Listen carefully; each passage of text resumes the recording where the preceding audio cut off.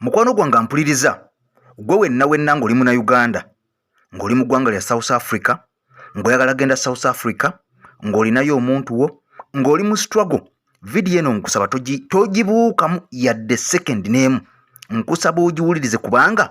ebigambo ebizze bigenda kubeera nga bikwewuunyisa wabula kano kaabagezi bokka abo bokka abaleredde okubeera nga bayiga era nga bategeera kati wulira ebigambo bino wabula nga sinaba kubeera nga mbikutwalamu mu bulambirira kimanye tutambula ne Haji Miti omusomi w'edduwa gw'alina ekizibu kyonna oyo Haji Miti ajja kumalira ensonga enamba yeyo esembyayo 15 kakati wulira nga sinaba kubeera nga nkutwale South Africa Ronald Mayinja yavuddeyo n'ayogera ebigambo bye yayogedde bannange njagala mukimanye kubanga bangi babadde bagamba mbono yavuddeyo ne yeetonda yavuddeyo ne yeegayirira yavuddeyo n'akuba amaviivi mbu yavuddeyo ne yeenenya mbu era ne yeemenya okubeera nga yava mu struggle n'ayingira NRM mbu teyakyagala naye nnyini n'alumiriza nga bw'ataakyagala mbu yasinga okwagala struggle mu Uganda yenamba emu mbu asinga ne president waffe Kyagulanyi Ssentamu Obina kati wulira gwe wekka alina amagezi ali emmere eyo kyali mutwe gw'engege gw'oba otambula nange muwaako ono Ronald Mayinja tayagalangako struggle ekyo njagala okkiriziganye nange kubanga ngenda kuwa Bwino n'akatambi nkakuleetedde gwe kennyininyini okewulirireko era okakasa ebigambo bino eby'omusajja ono kasita onoobiwa obudde n'obisengejja ojja kumanya nti abasajja gye bali njagala mwenna mujjukire nti mwami Kyagulanyi ebiseera bye yapangira okubeera ng'atandika okulowooza ku ky'okwesimbawo mwenna mujjukire ebiseera ebyo nti mwami Museveni yamusindikira omusajja amanyiddwa nga Muhammad Nsereko ono nga ye MP w'ekibuga Kampala Central Muhammad Nsereko amawulire ago mwagawulira nti ono yagendayo okubeera nga amuperereza amugambe teweesimbawo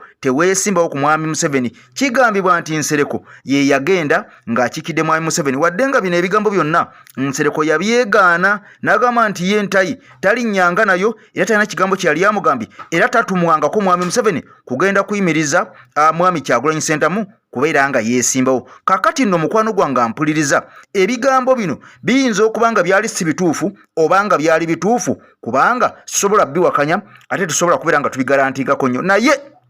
Ronald Mayinja agamba nti yali ku Sheraton Hotel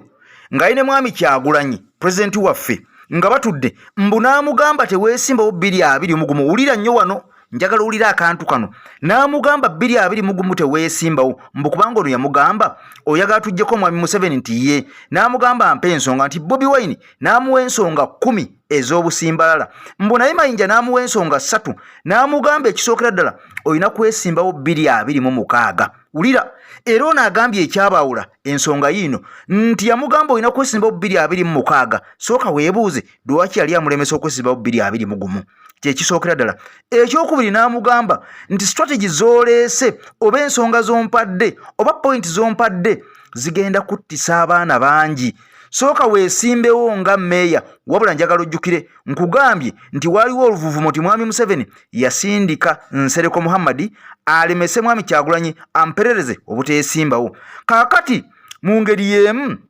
Mayinja agamba ekyabawula ne Bobi Wine kubeera nga Bobi Wine yeesimbawo 221 ate ye nga yali amwagaliza 226 njagala ojjukire nti ebiseera ebyo Mayinja yali ali mu kisinde kyaffe ekya People Power era ono mu kaseera mpawo kaaga yateekawo ekisinde oba yabangawo ekisinde ekya Peace for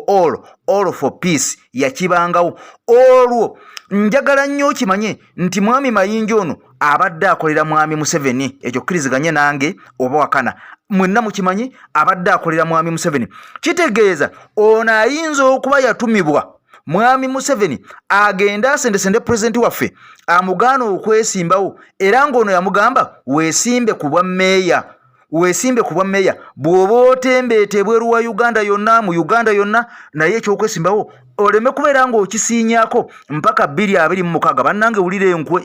enkwe kakati ono gwe mulowooza nti avuddeyo ne yeetonda n'asaba bannayuganda bamuwe ekisonyiwo era mbu ono ayagala nnyo struggle omuntu alemesa omuntu atukwatidde omumuli oyo aba tayagala struggle njagala nkuwa ebigambo bya Mayinja kennyininyini bwe nkujja mu bigambo bya Mayinja nkutwale straight ekye South Africa munnayuganda olina okwesiba 2 olina okwenyweza olina okwebereramu kubanga waliwo ebigambo ebizze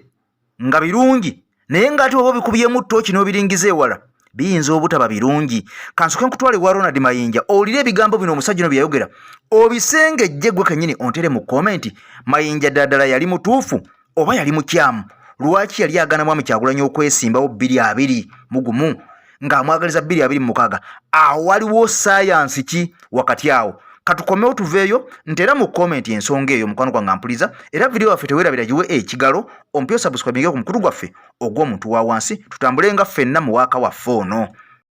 Nze natula ne Bobi Wine yennyini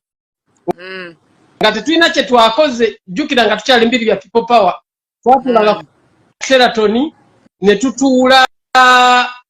nga twekweka. Waliwo nze Kayemba Bobi Wine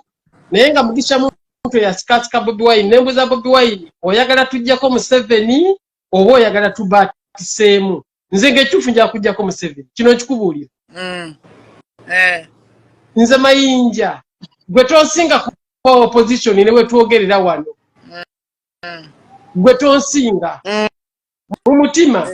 mutima wano nga twogera, gwe tolina kyonsinga ku opposition. Mu mutima tewali opposition ayinza okungezaako obugeza obugeza Bobi Wine akugezaako bugeza wasinga Wuliira Bobi Wine mugamba nkwegattako naye kubanga mwe temwamanya na bino bintu gye byava mumulaba birabe kyova olaba njogeranga abalata ne munyiiga kati kankubuulireko. Bobi Wine mubuuza oyagala tujjeko Museveni oba osaagamu? N'aŋŋamba njagala tujjeko Museveni. Ne ŋŋamba Bobi Wine nti mpa ensonga, mpa amakubo mwogenda okuyita nga tujjako Museveni kwabadongo. Ompulira bulungi? Bobi Wine yampa ensonga nga 10 zagenda okujjako Museveni. Tuli babiri tutudde ku Sheraton ne mugamba Bobi Wine ensonga zompadde ziringa 10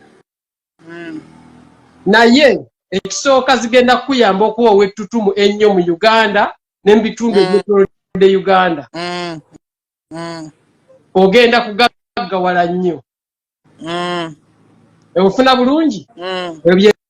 Bye biri mu nsonga zompadde 10. Ekyokusatu mpulirizaako nja kuweeza zange naye ze namuwa. Ne mugamba ekyokusatu zigenda kuttisa abaana bangi naye tezigenda kujjako Museveni nga ndina Bobi Wine nga ne Nuupu tennajja, tukyali mu people power tetunnaba kwetaba. Ofuna bulungi? Nempa Bobi Wine ensonga 3 oba 2 ne mugamba tuba twagala kujjako Museveni tetulina okukola. Ofuna bulungi? Sebo nkuwulira. Ne mugamba Bobi Wine nkusaba ebintu bibiri bwe tuba tuli bakutwala mu ntebe ebyaddala mu 2026 nze endowooza yange yali bweti. Ne mugamba 2026 nze 2026 saamukkiriza awe twavanga okukayana. Twakayana 2026 nze nga sikkiriza ye ng'agamba nnumba 2026. Walaba 2026 Museveni walina okugenda? Yes. Kati kankunnyonnyola ensonga zange ze nawa Bobi Wine. Ofuna bulungi ne mugamba twetaaga bwe tuba wakujjako Museveni 2026 naye guno 2021 tukukozesanga campaign trick. 2021 twetaaga kifo kya Lukwago, twetaaga omuntu omwe Erias Lukwago. Bobi Wine ofuuke meeya olutalo tugenda dulwanirira mu kibuga okuwona okuttisa abaana. Bobi Wine afuuke meeya tuteesa ne mugamba tugambe Erias Lukwago ave mu kifo kya meeya akituwa oba mu bulungi oba mu bine osooka ofuuke meeya. Bw'ofuuka meeya naye osigale nga oli meeya naye nga tokoona ku kigambo ntebe ya Museveni. Otambule ogende e Kasese ogende e Mbalala ng'ogenda nga meeya wa Kampala naye ng'oli mu karakita ya Bobi Wine. Oli ayimbiramu abantu naye nga meeya. Ogende America, ogende South Africa, ogende London nga meeya.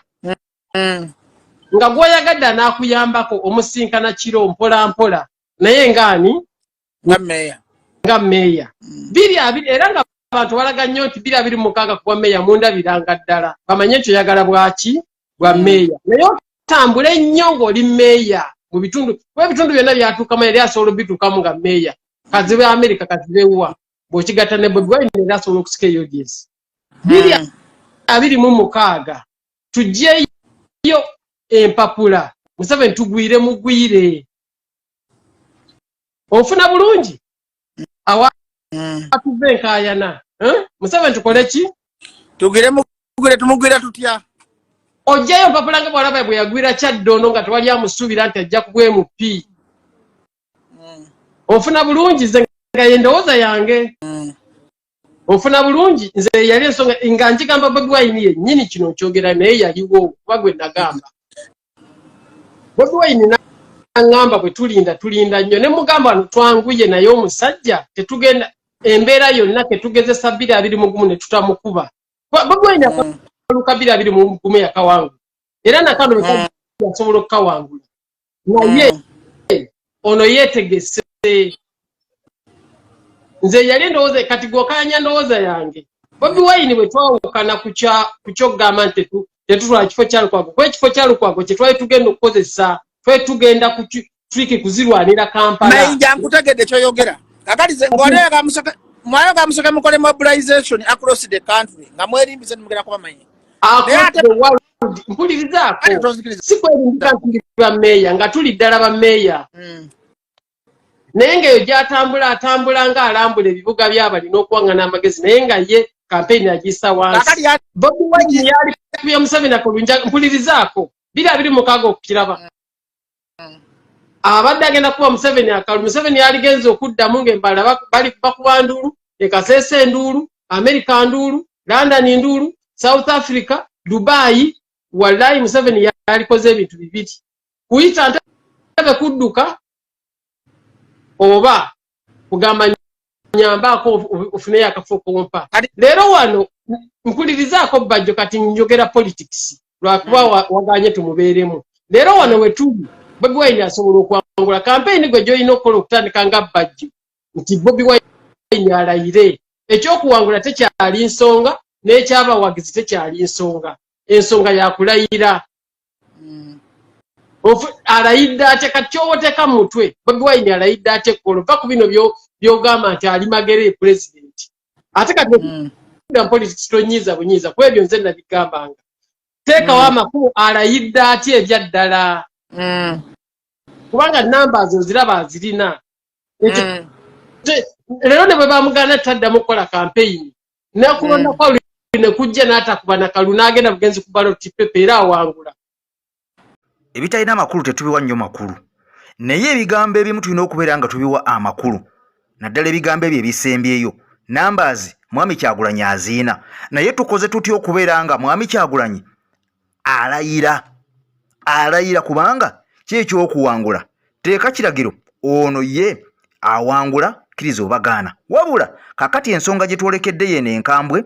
eye South Africa kankujje wa Hajimiti katono nnyo tukirye South Africa nkunyonyola ebigambo bino nze Hajimiti omusomi w'ekitabo era omusomi w'edduwa nkozesa ekyoto kino kiba kitagombolola lwaleero ku kyoto kuno kunyambira abantu bange buli muntu yenna alina ekizibu kye ojja ku kyoto kino n'osuulako akabaani naye nkusabira buli alina ekizibu naddala mu abali e Bulaaya nompereza amannya naye nga suula mu kyoto kino ne nkusembera edduwa ne nkuggyako ebizibu n'ebiba bikusumbuye walemererwa mirimu ki ddala mu abali e Bulaaya abali mu nsi muno mu Uganda abalemeddwa okufuna visa nga ntegeeza eri abaana Adamu ne nkozesa nkofu ku kyoto kuno bamala okusindika enkofu eyo negenda ebanja amabanja ge bakubanjiza gonna gwe yalema okufuna okuweebwa Hajimiti nkozesa amazzi ku nnyanja kuno kumulengera ku mazzi wano Hajimiti nga bwenyimidde olwaleero ngokumasira abaana Adamu bompereza ebiwandiiko byonna bye bompereza ng'oli e Bulaaya mbikwata ne mbizinga ne mwandika kapapula ne mbisula mu nnyanja ne nsaba Allah gwe nsinza asumulule ebyo byeba bikulemeredde awa visa agifuna alemedde okufuna omusajja omulungi amufuna nsangibwa ku namba 0752 webale kutambula n'olutimbe gaggade lwa AKTV kati wulira eggwanga lya South Africa lyamaze dde okubeera nga likakasa nti omuntu yenna akwata diplomatic passport yeyo passport emyufu ampuliriza ono ayingirira bwereere eggwanga lya South Africa teyeetaaga kusooka kufuna visa n'omuntu akwata passport eya kiragala be bakungu abakulira ebitongole ebinene abamu mu gavumenti ba members of parliament ba LC5 chairman abazi district n'abantu abagwa mu kkowe eryo e South Africa tebeetaaga kusaba visa bagifunira wali nga bamaze okubeera nga batuuka kati wulira ekinyusi kino eggwanga lya South Africa kigambibwa nti liri mu nteeseganya neggwanga erya Uganda bannayuganda bonna naffe abakwata passport eza bbulu oba ziyite ordinary nga tugenda bugenzi tetwetaaga kusooka kufuna visa ng'olinnya bulinnya nnyonyi kasobera ng'olina ssente zikutuuse South Africa ng'olinnya bulinnya nnyonyi n'ogenda Johannesburg oba Cape Town n'obeera ng'ogwa ku airport kakati bw'otuuka wali nga bakkooneramu nga bw'olaba oyingira Kenya nga bw'olaba oyingira Tanzania nga bw'oyingira South Sudan oba Rwanda kakati ekintu kino kigenda mu maaso era enteeseganya zaawedde ez'ebitongole byombi ebya immigration byombi ekya Uganda n'ekya South Africa kubanga Uganda be basooka okugenda South Africa n'aba South Africa ne bajja Uganda ne bakyalira aba Uganda ba immigration ne balaba buli kimu bwe kitambula kakati ekisigalidde kiri kimu bano bo bakkiriziganyiza abakulembeze Mwami Museveni n'ow'eggwanga erya South Africa okwata omukono bateekeko ekinkumu bateekeko siginicha zaabwe balinnyeko bagambe kati kiwedde bannayuganda banno bonna baddembe okugenda South Africa nga tebasose kufuna visa oba ba South Africa baddembe okujja Uganda nga tebasose kusaba visa kakati kino kirimu ebintu bibiri ndi gavumenti emirimu tegirina gyewa bannayuganda kakati bakola ekintu kino baba bayambyeko bannayuganda bangi abanoonya emirimu okusobola okubeera nga bafuna amakubo agabatwala mu mawanga ngaago at least amanenemu okukola emirimu n'okunoonya ekinabagulira magala eddiba okwebeezaawo ekyokubiri njagala okimanyi gwe wenna munnayuganda ali mu struggle nti ensonga eno kati kitegeeza basobola okubeera nga babasindikira abantu abawagira NRM oba batali mu struggle ne bajja mu buli nnaku nga baleeta ne babeegattamu ne basobola okubeera nga mukwano gwange mpuliriza bagaziya ekintu kyabwe naddala mu diaspora njagala ompulize bulungi nti kati kigenda kubeera kyangu nnyo okukwata abantu n'abadde batasobola kubeera nga bafuna visa babasindike e South Africa basobole okubeera nga bakolayo base oba ekitebe kyabwe oba basobole okubeera nga bakuŋŋanirayo nga bangi balage nti ne ku foreign land waliyo bannayuganda bangi abatali mu struggle kati kino gwe ali mu struggle olina okubeera ng'okimanya n'okwebereramu sooka owulira akatambi kano mukwano gwange mpuliriza ate tugende mu maaso Mukama Katonda akunkuumire atakumira mpeera bye bye. Nankan bank statement yo lete chapa lete no wozako okomawo di lete return ticket ochi bintu si birungi akate okusokera ddala nga bamaze okwogeranganyamu ne bajjawo immediately bano abali beera ne passport za service zino za green service passport kozi watunyonyola nti ababeera batyabo we babeera ba members of parliament babeera abakulira ebitongole bya government nga ba commissioners ebyo abo bwe batyo ababeera mu permanent commissions nga bolaba electoral commission, amnesty commission, public service commission ebyo bito vice chancellor we Makerere akwateriwa vice chancellor we Makerere sebo akwatena akwata jinjanga dene kansala LC1 bakwata ziriwa LC1 yeah kwatene yeah now kansala bena achali kansala Masembe kansala Moneyo bali ku bbulu so kati ne basoka bagamba bati no bajawo immediately bwe bamala okola okunganyo bajawo visa kati omuntu wabali na passport eno service neno diplomatic teetaga visa kugenda South Africa kati right now wentegere ogenda bugenzi South Africa teweetaga visa ati ne bamala ne bagamba nti na kino neno na iyo no ordinary Uganda nunu nze Faruku gwa asingira ddala okwagala ogenda South Africa bano tebeetaaga balina ne ssente abo tebeetaaga kintu gavumenti nengamba katoe ne boogera ne bateekawo committees ne bagamba okay kino mu kitulemu committees eriko ba immigration officers abe South Africa ne immigration officials abewa abe Uganda ndi mutule mulabe engeri y'okukola ki y'okugyawo visa z'abantu abannayuganda ordinary people era enkiiko zatandikira South Africa aba officials befe ne bagenda South Africa ne batuula ne bogeraganya ne bakkiriziganya nti South Africa naye erina okukyalako wano erabe engeri gye tukolamu emirimu gyaffe gya immigration era bwe baze wano weeks bbiri eziyise baze ne tutuula mu nkiiko ne twogera ne tubabulira ebintu bye tukola engeri gye tukolamu ebintu ebyo ne tugenda nabo mu field ne tubaga yes nga bwe tukola operations zaffe okufuna obumenyi bw'amateeka ne bakikakasa nti kintu kirungi teweetaaga visa woba olina eno ki passport era ne tutuula wansi ne tukola ekiwandiiko kyaffe ne tukibaga bulungi ne tukkiriziganya akati ekisigadde kyabakulu abo ababiri ba president okola pronouncement nti tukkiriza nga kintu kitandika tekigenda kuba wala nnyo wali wonna amawulire amalungi gabatuukako abannayuganda wonna nti teweetaaga visa woba olina passport eya Uganda ogenda South Africa teweetaaga visa onoonya bunoonyi sente zo za tiketi n'olinnyi n'ogenda e South Africa kyemutukoledde temukimanyi naye era si South Africa yokka tugezaako okulaba nti kati tuli mu lugendo lw'okugenda mpolampola nga tujjawo twagala kugigulawo oba ogenda mu Africa wonna olaga mu Africa nga tolina kukwetanda kufuna visa naye we mwatandikidde walungi wasava abantu badde beetaagawo nnyo South Africa wewabaddewo actually obuzibu obw'amaanyi kubanga abantu baffe ffe tuwuliriza abantu complaints ezisinga zibadde ziva South Africa gamba nti onoosaba visa n'obeera nga agenda e Bulaaya n'obeera nga agenda e akyo kati tuli wano mu Africa so nituwuliriza kyobudolaba kyatandikidde wano South Africa naye passport yaffe ye Uganda efunye rating y'amaanyi rating kimanyi kiba kitegeeza bakigradinga waggulu nnyo nungi nnyo kati wenjogerera buli tewali ggwanga mu nsi muno wotayingira ne passport eno ababuusabuusa passport eno eye Uganda teri ggwanga ligibuusabuusa luli nga tukyali ku zino eza black zino kubanga zino tezaalimu ebinkumu tezaalimu facial features tezaalimu ebintu fingerprinting ebyo naye kati zino zaalimu obukozi buli ogenda naye eno kubanga kyovulaba n'aba Nigeria bazikipulanga nnyo zino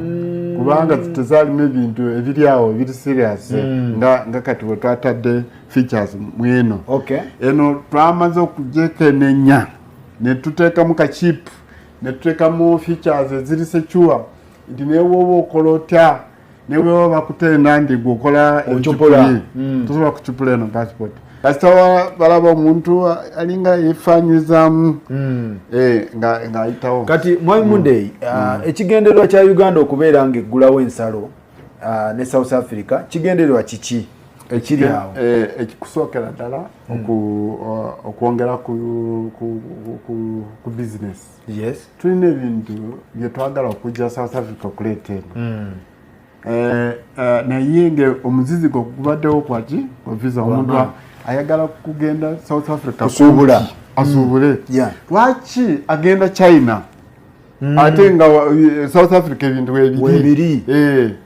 kubanga waliwo emiziziko gyaki gye visa so okutumbula business first of all ebyobusuubuzi okubitumbula nti visa emiziziko gya visa bagijjewo waba ayagala kusuubula South Africa agenda bugenda owa South Africa waba waliyo byayagala mu Uganda ajja kubanga luli nawulira nti ba South Africa baagala kutandika kusuubula bogoya Uganda bogoya waffe alimu engeri y'okuba nga yakyasinze equality muwoomu ate nga bamukolamu biscuit omulungi ennyo so ba South Africa bamwe tulabayo ape ewaabwe apo n'emicungwa ng'egyo emirungi egino eja orange nga balina okugireeta so aba South Africa abo baagala kujja wano